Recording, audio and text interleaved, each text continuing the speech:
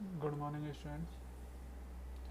तो previous class में हम लोग डिस्कस कर रहे थे अबाउट द करंट इलेक्ट्रिसिटी, और उसमें हम क्या फाइंड आउट किए थे कि current always flows from high potential to low potential. Current हमेशा किधर से किधर फ्लो करेगा? हाई पोटेंशियल से लो पोटेंशियल की साइड में फ्लो करेगा। और हम लोगों ने क्या माना था कि अर्थ का पोटेंशियल हम हमेशा क्या मान के चलते हैं? जीरो। अर्थ का पोटेंशियल क्या मान के चलते हैं? जीरो मान के चलते हैं। ठीक है। तो current always from current always flow when there is potential difference, when there is potential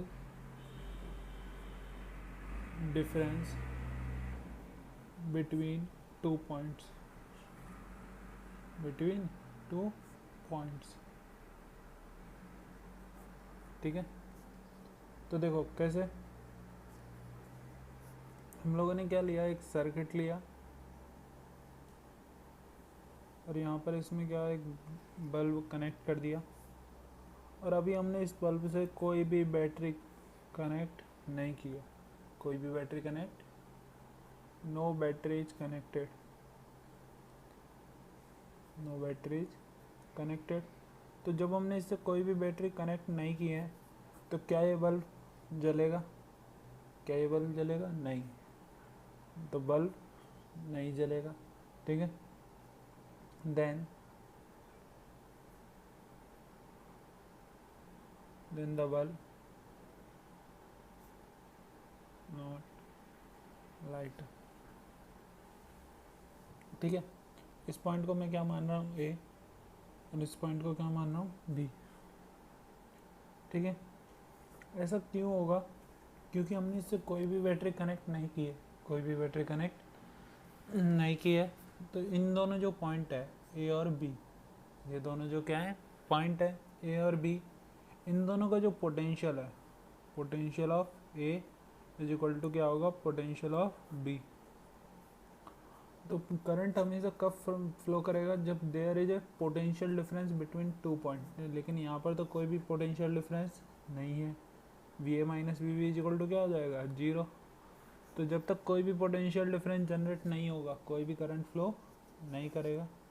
अब हम क्या करते हैं, इसी सेम सर्किट में एक बैटरी कनेक्ट कर देते हैं। इसी सेम सर्किट में क्या करते हैं? एक बैटरी कनेक्ट कर देते हैं। आप लोगों ने देखा होगा बैटरी इस टाइप में रहता है। ठीक है। ये एक सेल है, ये पॉजिटिव टर्मिनल, ये नेगेटिव टर्मिनल। ठीक है। कनेक्ट कर दिया। जैसे हमने इसे बैटरी से कनेक्ट किया तो ये कौन सा? Positive terminal. ये कौन सा है? Negative terminal. तो यहाँ पर भी पॉजिटिव आएगा, यहाँ पर भी नेगेटिव आएगा। तो हम क्या देखते हैं, जैसे ही हमने इसको किससे कनेक्ट किया? बैटरी से कनेक्ट किया। Now battery connected.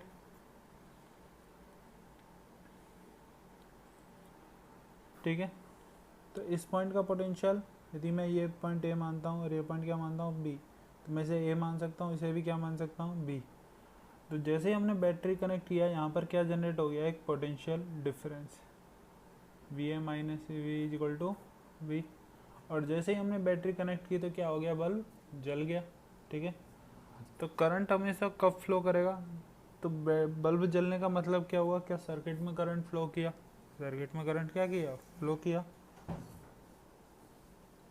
तो क्या लिखोगे? The current will flow in the circuit because there is a potential difference.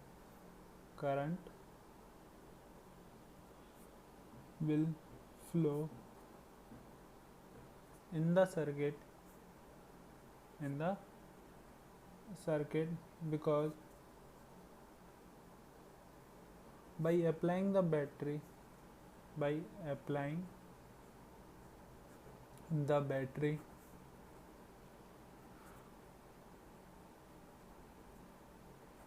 there is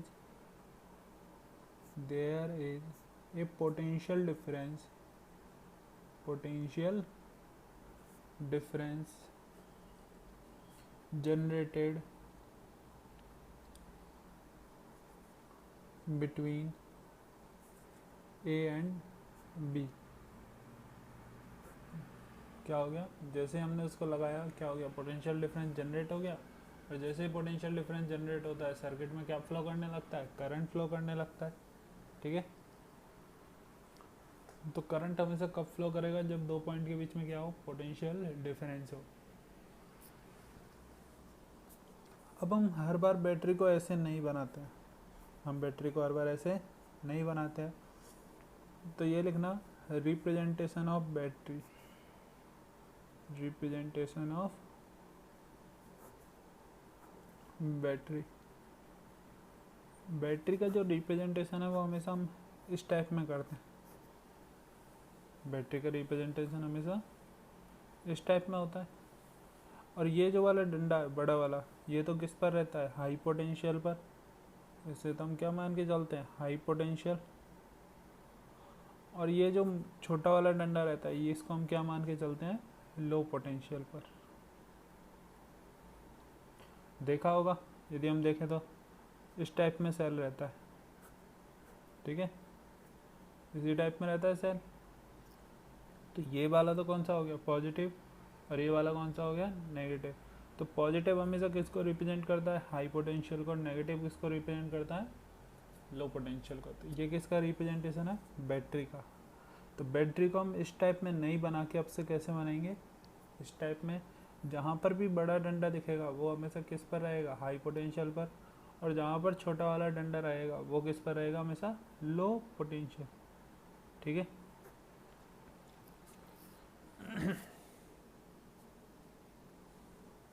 इसके बाद नेक्स्ट लिखो, battery is a source of energy, battery is a source of energy.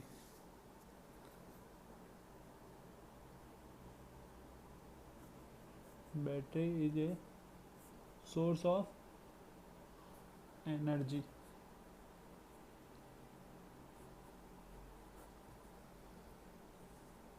Because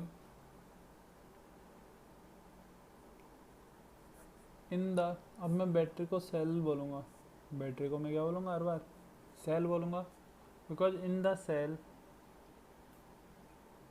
because in the cell chemical reaction,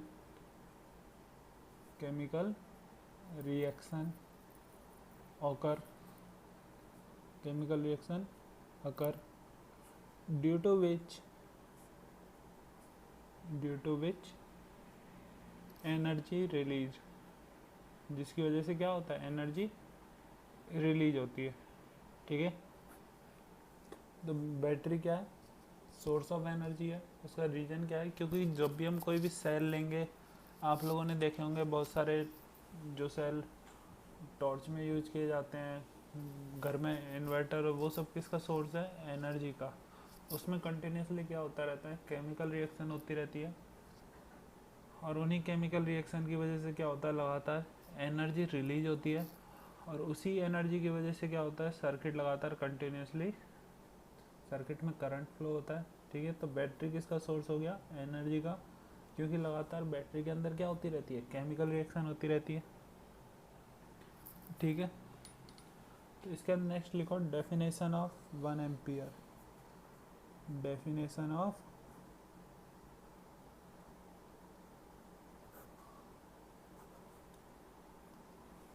current. ठीक है, तो मैंने क्या बोला, आई is equal to क्या होता है, क्यू बाई टी। करंट क्या होता है, charge flowing per unit time, charge flowing per unit time. तो आई इजिकल टू क्या हो गया, क्यू बाई टी। तो करंट का यूनिट क्या होता है, एम्पियर। करंट का यूनिट क्या होता है, एम्पियर होता है। या फिर इसे मैं बोल सकता हूँ, चार्ज को किस में मेजर करते हैं, कूलम में। तो कूलम, टाइम को किस में मेजर करते हैं, सेकंड में। तो चार्ज का यूनिट क्या हो गया, कूलम पर सेकंड या फिर एम्पियर। तो हम करंट को हमेशा किस में मेजर करते हैं, एम्पियर में। नोट कर लेना, इम्पॉर्टेंट है, करंट हमेशा किस में मेजर होता है, एम्पियर में, इसका यूनिट और भी क्या बोल सकते हो, कूलम पर सेकंड। ठीक, यहाँ तक का बात समझ में आ गया। तो अब हम 1 एम्पियर को कैसे डिफाइन करेंगे, लिखो डेफिनेशन ऑफ 1 एम्पियर।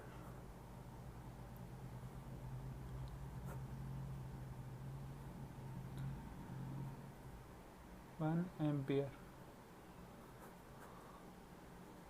तो डेफिनेशन ऑफ 1 एम्पियर क्या होगा, when A 1 coulomb charge is flowing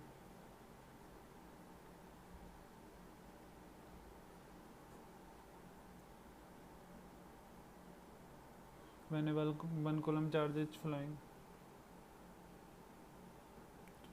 in 1 second। तो यदि किसी भी क्रॉस सेक्शन से फ्रॉम एनी क्रॉस सेक्शन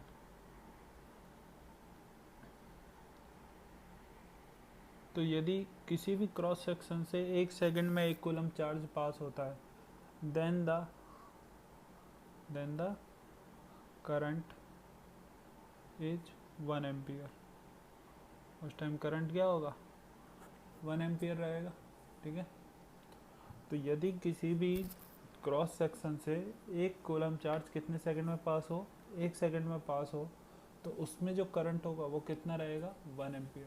उसमें जो करंट होगा वो कितना रहेगा, 1 एम्पियर रहेगा। ठीक है, तो चलो यहाँ तक का बात तो हो गया क्लियर। अब हम क्या करने वाले हैं कि इस चैप्टर में बहुत डिफरेंट टाइप के सेल हैं, उनके बारे में स्टडी करने वाले हैं। कि देखो, प्राइमरी सेल जिसे हम लेक्लांसी सेल बोल सकते हैं, उसके बाद सेकेंडरी सेल, बैटरी के बारे में, ठीक है, कैडमियम सेल, इन सब सेलों के बारे में हम डिफरेंट स्टडी करेंगे, और वो स्टडी हम नेक्स्ट क्लास में डिस्कस करेंगे। ठीक है, तो ये सब नोट कर लेना।